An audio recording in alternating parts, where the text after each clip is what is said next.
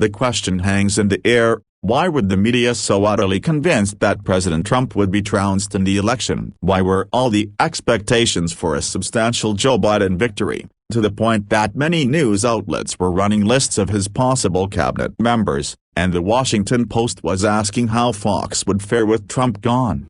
In short, how did so many journalists, with endless coverage backed by seemingly bottomless resources, blow it again? They were convinced that Trump's handling of the pandemic, with 230,000 Americans having died from the virus, would sink him. They were convinced that the crippled economy, with many millions out of work, would sink him.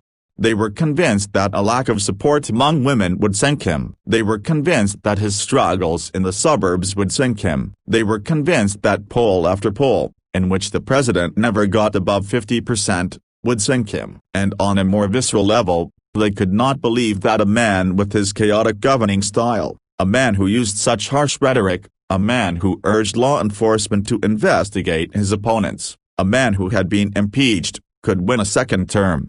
Biden may well win, depending on how the dominoes fall, but it would be a much slimmer victory than the pundits and prognosticators expected. The media narrative has been blown up. It's beyond dispute that many journalists live in bubbles, centered in New York, Washington and Los Angeles, and have trouble understanding most of the country and the essence of the Trump appeal. For that matter, they also badly underestimated Biden in the Democratic primaries, insisting that the party wanted someone younger, more dynamic and more liberal. So 2020 has not been a good year for the press. Nearly half the country sees Trump as a cultural warrior battling the elites who look down on them, especially working-class whites without college degrees. And they view the mainstream media, which the president attacks virtually every day, as biased, arrogant and condescending. And just on the basic blocking and tackling of reporting, news outlets largely missed Biden's weakness among some Hispanic voting groups,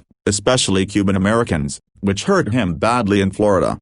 The press needs to re-examine its slavish addiction to polls, and the polling industry has lost enormous credibility by botching 2 presidential elections in a row. Maybe it has to do with shy Trump voters, flawed models or inherent difficulties in reaching people in the cell phone age. But this may be a 21st century Dewey defeats Truman that permanently erodes trust in the business.